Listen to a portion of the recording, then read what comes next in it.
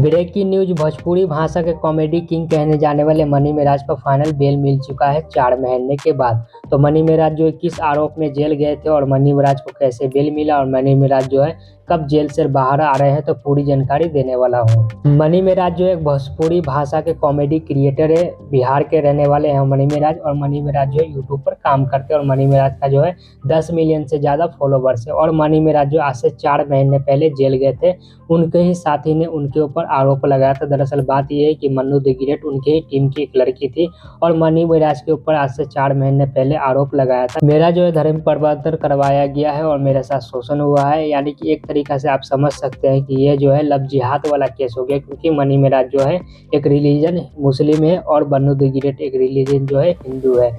तो Mannu the great का ये आरोप था मनी मेराज के ऊपर में कि मेरा शोषण हुआ है, मुझसे शादी किया गया, मेरा रेप किया गया है। तो इस तरीका का गंभीर आरोप लगाया था मन्नू द ग्रेट ने मनी मेराज के ऊपर में। तो मनी मेराज को जो है यहाँ पर पुलिस ने एक्शन लेकर और गिरफ्तार कर लिया था। आज से 4 महीना पहले उत्तर प्रदेश के जेल में मनी मेराज थे और खूब कोशिश कर रहे हैं उनकी टीम भी, और काफ़ी ज़्यादा जो उनके फैन है खूब कोशिश किए थे मनी मेराज कब बाहर से आएंगे, कब आएंगे।